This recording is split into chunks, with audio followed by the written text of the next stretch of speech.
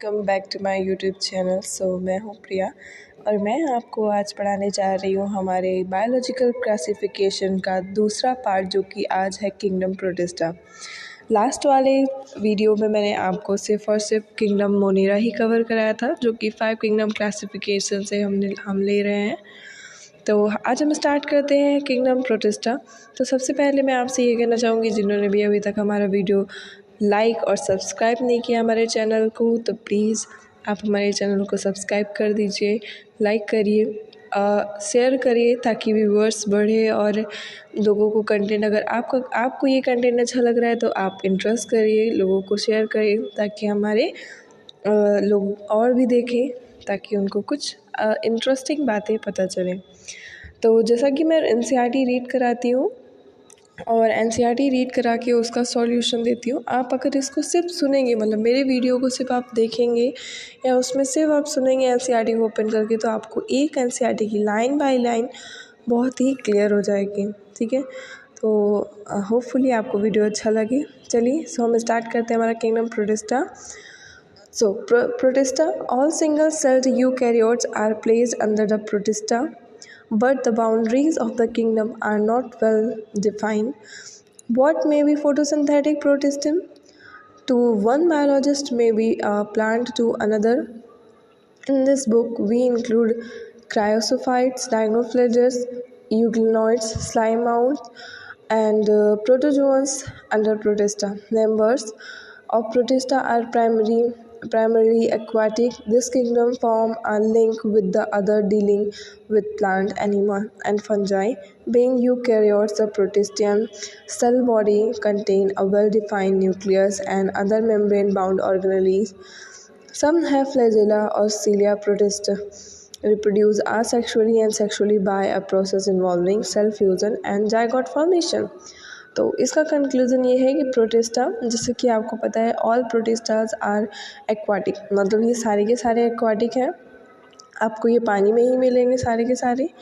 उसमें से भी अगर हम ये कहें कि इनकी जो बाउंड्रीज है वो वेल डिफाइन नहीं है, मतलब जो एक तरह से कहें वो क्लियर नहीं है ना, बट ये ज़्यादातर आपको, मतलब सारे ही आपको कैसे मिलेंगे, यूकैरियोट्स मिलेंगे, सिंगल सेल के होंगे, मतलब कुछ होंगे जो यूनिसेलुलर है। उसके बाद प्रोटिस्टा मेजरली यूनिसेलुलर होंगे, मतलब सारे के सारे यूनिसेलुलर हैं, यूकैरियोटिक है, मोस्टली एक्वाटिक है। अगर हम इनकी न्यूट्रिशन की बात करें तो ये फोटोसिंथेसिस मोड ऑफ न्यूट्रिशन भी करते हैं, मतलब कि ऑटोट्रॉपिक है तो फोटोसिंथेसिस भी करेंगे, अपना खाना खुद से भी बनाएंगे। प्लांट जैसे हेटेरोट्रॉपिक भी हो सकते हैं, अपना खाना किसी और पे डिपेंड होके बनाए या फिर सर्वाइव करे, उस तरह से। मिक्सोट्रॉपिक भी एक टर्म है इसमें। तो मिक्सोट्रॉपिक का मतलब होता है बोथ फोटोसिंथेसिस एंड हेटेरोट्रॉपिक, यानी ऑटोट्रॉपिक एंड हेटेरोट्रॉपिक बोथ होते हैं, इनको बोलते हैं मिक्सोट्रॉपिक। तो ये भी इनका न्यूट्रिशन का नेचर है। ओके, अगर हम थोड़ा सा यूकैरियोटिक की बात कर ले, तो यूकैरियोटिक में एक टर्म आता है एंडोसिम्बायोटिक थ्योरी। तो आपको पता होगा एंडोसिम्बायोटिक थ्योरी क्या होती है। अब हम सेल चैप्टर में आप इसको पढ़ते हैं कि जब को जो आपका सेल है, यानी कि जो आपका प्रोकैरियोट सेल था, उसमें जब कुछ ऑर्गेनेज एंटर हुई, जैसे क्लोरोप्लास्ट एंटर हुआ, माइटोकॉन्ड्रिया एंटर हुआ, तो वो हमारी यूकैरियोटिक बन गई। तो इसको बोलते हैं एंडोसिम्बायोटिक थ्योरी, जो कि आपका सेल में हम कवर करेंगे। चलिए प्रोटिस्टा में देखें तो प्रोटिस्टा में आप क्रायोफाइट्स पढ़ेंगे, डायगोनल फ्लेजेस पढ़ेंगे, जो कि दोनों ही फोटोसिंथेसिस हैं।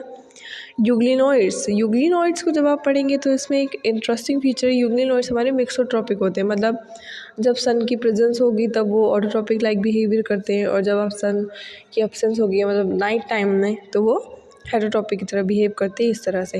बाकी आगे हम पढ़ेंगे स्लाइम माउंट्स के बारे में, प्रोटोजोन्स, तो वो सारे के सारे हेटेरोट्रॉपिक होते हैं, उनमें फोटोसिंथेसिस जैसा कोई भी वर्ड नहीं होता। तो इतने पैराग्राफ में ये चीज़ें बताई गई हैं। और हाँ, एक और चीज़ है कि रिप्रोडक्शन की अगर हम बात करें तो ये असेक्सुअली एंड सेक्सुअली दोनों ही तरह से रिप्रोडक्शन करते हैं। सेल फ्यूज़न भी होता है, जाइगोट फॉर्मेशन भी इनमें होता है। चलिए नेक्स्ट हम बात करते हैं क्रायोफाइट्स के बारे में, जो सबसे पहला हमारा प्रोटिस्टा का मेंबर है क्रायोफाइट्स। जैसा कि अभी मैंने आपको बताया फोटोसिंथेसिस होते हैं। तो देखिए, इन group includes the items the golden algae, desmids. They are found in freshwater as well as marine environments. They are microscopic and float passively in water current plankton. Most of them are photosynthesis in diatom. The cell wall form two thin overlapping cells which fit together as in soap box. The wall are embedded with silica and thus the wall are indestructible.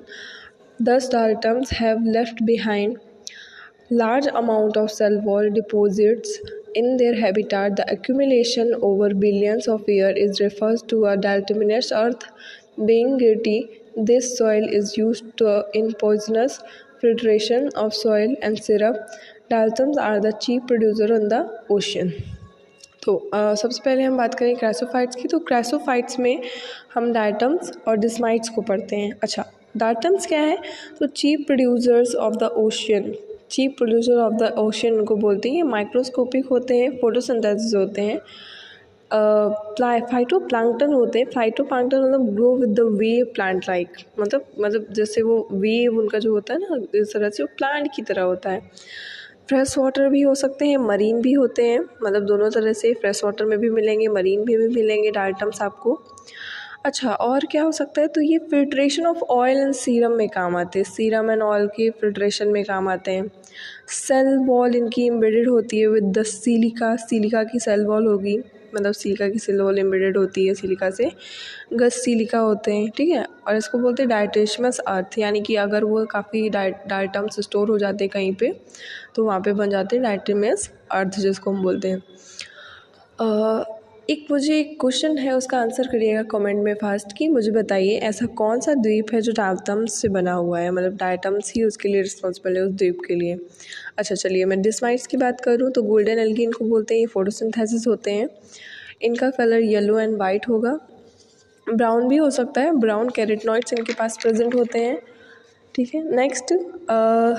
Next हमारा जो topic है वो है डायग्नोफ्लेजिस्ट।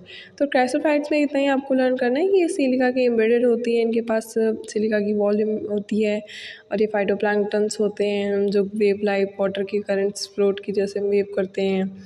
डिस्माइट्स golden algae जो होती हैं उनके पास photosynthesis के पास भी होगा। ये मरीन वाटर फ्रेश वाटर दोनों में ही मिलते हैं। डायटमस अर्थ इनको बोलते हैं जब कई ज़्यादा सेल वॉल आइटम्स किया डायटम्स कई ज़्यादा इकट्ठा एक जगह हो जाते हैं, एक द्वीप बनाते हैं, तो उसको डायटमस अर्थ बोलते हैं। ये chief producer of the ocean है, सबसे ज़्यादा ओशियन में ही चीज़ों को प्रोड्यूस करने वाले या पाए जाने वाले हैं। फिल्ट्रेशन में काम आते हैं, पॉलिशिंग सॉइल जैसे कि सॉइल फिल्ट्रेशन में, ऑयल और सिरप के फिल्ट्रेशन में काम आते हैं। चलिए नेक्स्ट हम देखते हैं डायग्नोफ्लेजिस्ट के बारे में। तो dinoflagellates these organisms are the mostly marine and photosynthesis. They appear yellow, green, brown, blue और red depending on the main pigment present in their cells. The cell wall has stiff cellulose plates on the outer surface. Most of them have two flagella. One lies longitudinal and the other transversely in a furrow between the wall plates. Very often red diagonal flares, example Gonadocalyx, undergo such rapid multiplication that they make the sea appear red. Red tides toxin released by such large number may even kill other marine animals such as fishes. सो डायग्नोफ्लेजिस की अगर हम बात करें तो ये fresh water में भी होंगे पर मोस्टली ये मरीन मिलते हैं। फोटोसिंथेसिस होते हैं। फोटोसिंथेसिस की अगर बात करें तो 50% फोटोसिंथेसिस होंगे, 50% हेटेरोटॉपिक भी हो सकते हैं। Colourful due to different pigment, colourful होंगे, जिस तरह का पिगमेंट इनके पास प्रेजेंट होगा उस तरह की इनके पास कलर भी हो सकता है। जैसे अगर रेड पिगमेंट इनके पास प्रेजेंट है तो ये रेड कलर के होंगे, ग्रीन पिगमेंट प्रेजेंट है तो ग्रीन कलर के होंगे, मतलब जिस तरह का पिगमेंट इनके पास होगा उस तरह के ये होंगे। इनका अगर स्ट्रक्चर हम देखें तो ए नंबर वाला जो डायग्राम आप देख रहे हैं वो एक डायग्नोफ्लेजिस का स्ट्रक्चर है। इनके पास दो फ्लैजिला आप देख सकते हैं, इसमें इतना क्लियरली नहीं दिखाया गया पर इसमें दो फ्लैजिला होते हैं। एक लॉन्गिट्यूडनल फ्लैजिला जो ऊपर से होता है और एक ट्रांसवर्स फ्लैजिला जो कि हॉरिजॉन्टल जैसा होता है, ठीक है। और जो ये जो बॉडी इनकी बन रही है सेलुलोजिक प्लेट की बनी हुई है बॉडी। एग्जाम्पल में गोनाडोक्लेक्स आप लर्न कर सकते हैं। It cause red tide toxin very harmful for humans. जो गोनाडोक्लेक्स है वो कॉज करता है रेड टाइड, टॉक्सिन है एक तरह का, रेड टाइड बहुत हार्मफुल होता है ह्यूमन के लिए। इवन ह्यूमन्स के लिए क्या बहुत हार्मफुल है, ये सब कह सकते हैं फिशेस के लिए भी बहुत हार्मफुल है, तो ये उनको भी मार सकते हैं, मतलब इस तरह से इनके ये टॉक्सिन रिलीज़ करते हैं। नेक्स्ट यूग्लिनॉइड्स की बात करें तो majority of them are fresh water organism found in stagnant water. Instead of a cell wall, they have a protein rich layer called pellicle, which make their body flexible. They have two flagella, a short and a long one. True, they are photosynthetic in the presence of sunlight. When deprived of sunlight, they behave like heterotrophs by predating on other smaller organisms. Interestingly, the pigments of euglenoids are identical to those present in higher plants, example euglena. Okay now मैं आपको एक चीज़ और clear कर दूँ, इसमें to flagella की बात की है, तो इसका मतलब क्या हमारे इससे पहले डायग्नोफ्लैजेल्स में दो फ्लैजेला नहीं थे? ऑफ कोर्स उसमें भी थे, बट हाँ यहाँ पे दो फ्लैजेला की बात उन्होंने बुक में कर दी। पर ये है कि आपकी डायग्नोफ्लैजेल्स के पास भी दो फ्लैजेला होते हैं। अच्छा, यूग्लिना की और हम बात करें तो ये मेजरली आपको फ्रेश वाटर में मिलेंगे, ठीक है। मेजॉरिटी ऑफ द ऑर्गेनिज्म इनके फ्रेश वाटर में ही आपको मिल सकते हैं। उसके साथ ही साथ ये जो है मिक्सोट्रॉपिक न्यूट्रिशन करते हैं। मिक्सोट्रॉपिक न्यूट्रिशन मतलब फ्लैजेला, जो बी नंबर का डायग्राम आप देख रहे हैं वो यूग्लिना का है, ठीक है। तो इसमें देखिए फ्लैजेला दो बने हुए हैं। एक जो फ्लैजेला है ये इनको दोनों को बोलते हैं बेटा अनइक्वल फ्लैजेला। अनइक्वल का मतलब है एक छोटा होगा तो एक बड़ा होगा। जैसे आप देख सकते हैं इधर साइड वाला फ्लैजेला छोटा है और उधर साइड वाला फ्लैजेला बड़ा है, तो इसको बोलेंगे अनइक्वल फ्लैजेला। इसके अंदर क्लोरोफिल प्रेजेंट होता है जो कि फोटोसिंथेसिस करने के लिए मोस्ट इम्पॉर्टेंट यही पाया जाता है, क्लोरोफिल। और प्रोटीनियस लेयर इनके सराउंडेड में पाई जाती है, मतलब इनकी जो बाहरी लेयर है वो प्रोटीन की बनी होगी जिसको हम बोलते हैं पेलिकल, ठीक है। पेलिकल ये लेयर है इनकी प्रोटीन की बनी होगी। सबसे इम्पॉर्टेंट टर्म ये है कि मिक्सोट्रॉपिक होते हैं। इफ सनलाइट है, सनलाइट की प्रेजेंस है तो ये फोटोसिंथेसिस लाइक बिहेवियर करेंगे, अपना खाना ओन बनाएंगे, खुद से अपना खाना बनाएंगे। सनलाइट की एब्सेंस हो जाएगी तो ये हेटेरोटॉपिक करेंगे, मतलब होलोजोइक टाइप ऑफ न्यूट्रिशन भी ये करते हैं, ठीक है। तो ये इनकी पूरी थ्योरी है। नाउ स्लाइम मोड्स की बात करें तो स्लाइम मोड इसके बाद आपका प्रोटिस्टा में ही आने वाला मेंबर है। तो स्लाइम मोड की बात करें तो slime mounds are saprophytic protista. The body moves along decaying twigs and leave ugnifying organic material. Under suitable condition, they form an aggregation called plasmodium, which may grow and spread over several feet during unfavorable condition. The plasmodium differentiates and form fruiting bodies bearing spores at their tips. The spores possess true walls. They are extremely resistant and survive for many years. Even under adverse conditions, the spores are dispersed by air currents. Slime modes की बात करें तो she जो आपको दिख रहा है, she ये स्लाइम मोड का स्ट्रक्चर है। ओके नाउ हम इसके पूरे एक पैराग्राफ की ओवरव्यू की बात करें तो स्लाइम मोड्स जो होंगे वो हेटेरोटॉपिक न्यूट्रिशन करेंगे। सबसे इंपॉर्टेंट टर्म ये है कि हेटेरोटॉपिक होते हैं, फोटोसिंथेसिस जैसा कोई भी वर्ड इसमें पास नहीं होगा। उसके साथ ही साथ ये स्पोर्स बनाते हैं, इनके पास ट्रू सेल वॉल प्रेजेंट होती है। स्पोर्स बनाने के पास साथ ही साथ इनके पास एक फ्रूटिंग बॉडी जैसा स्ट्रक्चर है। What is fruiting body? Fruiting body there is nothing, इसके ऊपर एक बर्ड लाइक स्ट्रक्चर बनेगा, उसमें स्पोर्स होंगे। इस तरह से फ्रूटिंग बॉडीज़ बनाते हैं जो कि मियोसिस करते हैं, फिर स्पोर्स, फिर उसके बाद स्ट्रक्चर इस तरह से होता। मल्टी न्यूक्लिएटेड कंडीशन भी आ सकती है इनमें, और मल्टी न्यूक्लिएटेड कंडीशन जो होगी उसका एग्जांपल है Plasmodium. Cellulose which has a feature of plant है, इनके पास है प्लांट जैसा फीचर रखने वाले सेलुलोज प्रेजेंट होगा। स्पोर जर्मिनेट करेंगे और अमीबॉइड सेल्स बनाएंगे। स्पोर जर्मिनेट करके अमीबॉइड सेल्स बनाते हैं, जो कि अमीबॉइड सेल्स हैप्लॉइड होंगे, और हैप्लॉइड फ्यूज़ करके क्या बनेगा आपका 2n बन जाता है, जो कि हमारा जाइगोट होगा, ठीक है। तो इस तरह से इनमें रिप्रोडक्शन प्रोसेस होता है, मतलब स्पोर जर्मिनेट करेंगे, अमीबॉइड सेल्स बनाएंगे जो कि हैप्लॉइड होगा, और हैप्लॉइड फ्यूज़ करके फिर 2n जैसा कंडीशन बनेगा जो कि हमारा जाइगोट होगा। आगे बात करें तो आगे हमारा टॉपिक है प्रोटोजोअन्स। तो प्रोटोजोअन्स की बात करें तो all protozoans are heterotrophs and live as predators or parasites. They are believed to be primitive relative of animals. There are four major groups of protozoans. Amoeboid protozoans. These organisms live in fresh water, sea water, or moist soil. They move and capture their prey by putting out pseudopodia. False feet, as in amoeba marine, forms have cilia cells on their surface. Some of them, such as ant amoeba, are parasites. So protozoans का एक overview लें तो हम ये देखेंगे protozoans सारे के सारे हेटेरोट्रॉप्स होते हैं। प्रोटोजोन्स में आप 4 टाइप्स पढ़ेंगे। सबसे पहला अमीबॉइड प्रोटोजोन्स, दूसरा flagellated protozoans, third is the chelated protozoans and fourth is the sporozoans. तो इस 4 टाइप में 1 टाइप जो सबसे फर्स्ट वाला टाइप है अमीबॉइड प्रोटोजोन्स, इसका मतलब ये होता है कि अमीबा के जैसा इसका स्ट्रक्चर होगा। अमीबा का सबसे बेसिकली स्ट्रक्चर क्या था कि वो फॉल्स फीट बनाता था। फॉल्स फीट मतलब उसके झूठे पैर बनते थे। तो ये अमीबॉइड प्रोटोजोन्स है, उसमें भी आपको फॉल्स फीट दिखेगा। ठीक है, फॉल्स फीट इसका एग्जांपल है अमीबा, एंड अमीबा जो एक्वाटिक होते हैं। अमीबा एक्वाटिक होगा और एंड अमीबा आपका पैरासिटिक होगा, जो कि डिसीज़ कॉज करता है ह्यूमन में, अमीबिक डिसेंट्री। ठीक है, आपने पढ़ा भी होगा अमीबिक डिसेंट्री के बारे में इस तरह से। फिर नेक्स्ट है flagellated protozoans. The members of this group are either free living और पैरासिटिक। They have flagella.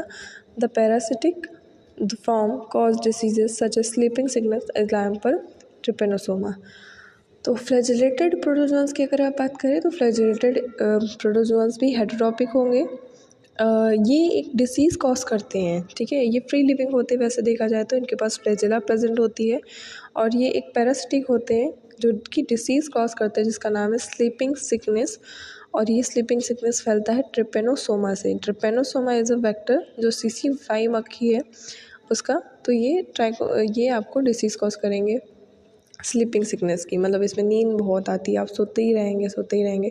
इसको अफ्रीकन स्लीपिंग सिकनेस भी बोलते हैं। ठीक है, नाउ नेक्स्ट सिलिएटेड प्रोटोजोन्स। तो these are aquatic actively moving organism because of the presence of thousands of cilia. They have a cavity, gullet, that open of the outside of the cell surface. The coordinated movement of rows of cilia cause the water laden with food to be treated into the gullet, example paramecium. So ये जो diagram आप देख रहे हैं ये paramecium का diagram है। ये जो यहाँ पे ये एक पैरामीशियम का जो डायग्राम है बेटा वो चप्पल की जैसा डायग्राम होता है। इसमें जो स्ट्रक्चर देख रहे हैं यहाँ पे एम्बेडेड स्ट्रक्चर, इसको बोलते हैं गलेट। गलेट इज नथिंग, ये माउथ जैसा स्ट्रक्चर है। तो यहाँ से जो भी चीज़ें हैं वो एंटर होती हैं, मतलब जो भी खाना पीना है वो। इनकी पूरी बॉडी में सीलिया होती है। सीलिया एक हेयर लाइक स्ट्रक्चर है जो मूवमेंट कराने में हेल्पफुल है। मतलब मूवमेंट किसका, तो बॉडी का मूवमेंट नहीं करेगा, मूवमेंट फूड का मूवमेंट कराने के लिए हेल्पफुल है, जो कि फूड मूव करके गलेट के अंदर एंटर हो सके। और ये जो स्टार शेविंग देख रहे हैं ये कॉन्ट्रेक्टाइल वैक्यूल्स है। ठीक है, माइक्रो न्यूक्लियस इनके पास प्रेजेंट होता है। नहीं सर, पोर छोटे छोटे से देख रहे हैं आप लोग दबे दबे, ये माइक्रो न्यूक्लियस है। और एक मैक्रो न्यूक्लियस होगा जो आप बड़ा सा देख रहे हैं, वो एक मैक्रो न्यूक्लियस है। ये होता है आपका पैरामीशियम का डायग्राम। ठीक है, तो पैरामीशियम के पास 2 न्यूक्लियस होते हैं, 2 न्यूक्लियस है। एक माइक्रो न्यूक्लियस होगा और एक मैक्रो न्यूक्लियस होगा। इसके पास इसका रिप्रोडक्शन प्रोसेस है, ये रिप्रोडक्शन बाइनरी फिजन के द्वारा भी करता है। बाइनरी फिजन के द्वारा इनका रिप्रोडक्शन होगा। 1 से 4 बनने का प्रोसेस, 1 से 2 बनने का प्रोसेस, इस तरह से इनका बाइनरी फिजन के द्वारा रिप्रोडक्शन होता है। Now next sporozoans. This includes diverse organisms that have an infectious spore-like stage in their life cycle. The most notorious in Plasmodium malaria parasite, which cause malaria, a disease which have a stirring effect on human population. तो slime mould में भी एक Plasmodium जैसा word था, उससे confuse मत होइएगा। Slime mould का जो प्लाज्मोडियम है वो डिफरेंट है, वो एक मल्टी न्यूक्लिएटेड कंडीशन है जो कि यहाँ पे दी गई है फिगर में। तो ये इसको हम कह सकते हैं स्लाइम माउड है, बट ये प्लाज्मोडियम है। ठीक है, पर यहाँ पे जो प्लाज्मोडियम की बात की गई है वो डिफरेंट है। यहाँ पर जो प्लाज्मोडियम है वो डिसीज़ कॉजिंग है पैथोजन, जिसको बोलते हैं मलेरिया। तो स्पोरोजोन्स है मतलब पैरासिटिक है, किसी भी बॉडी में पैरासाइट्स की तरह बिहेव करते हैं, इन्फेक्शियस होते हैं, और सबसे इम्पॉर्टेंट स्पोर्ट्स लाइक स्टेज बनाते हैं। स्पोर्ट्स लाइक स्टेट होती है इनमें इसमें जो फिजन है, रिप्रोडक्शन का प्रोसेस है वो बाइनरी फिजन के द्वारा नहीं, मल्टीपल फिजन के द्वारा होता है। मतलब एक से बहुत सारे बन सकते हैं, एक से सिर्फ डिसाइड नहीं है कि 2 बनेंगे, एक से बहुत सारे बन सकते हैं। इस तरह से मल्टीपल फिजन इनके द्वारा होता है। और आपको पता होगा प्लाज्मोडियम तो मलेरिया कॉज करने वाला है, ठीक है। तो इस तरह से हमारा ये किंगडम प्रोटिस्टा कंप्लीट होता है। आपको इसमें से कोई भी डाउट है या कोई भी क्वेश्चन है, आप मुझे कमेंट करके पूछ सकते हैं। अगर आपको मेरी वीडियो अच्छी लगती है तो इसे लाइक करिए और प्लीज़ चैनल को सब्सक्राइब करिए, बिकॉज़ आपकी मोटिवेशन से मुझे मोटिवेशन मिलेगा। आपके साथ मैं भी आगे बढ़ूँगी और मैं अच्छे से अच्छा कंटेंट आपको प्रोवाइड करती रहूँगी। So please do subscribe my channel. Next video में हम लाएंगे किंगडम फंजाई, जो कि मेरा जो वीडियो है वो 4 बजे अपलोड हो जाता है शाम को। तो 4 बजे आप ज़रूर आकर देखें और मेरी न्यू वीडियो जैसे ही आती है वो आपको तुरंत मिलती रहे। तो इसके लिए हमारे चैनल को सब्सक्राइब कर लीजिए, बेल आइकन पे क्लिक कर लीजिए। Thank you so much, bye.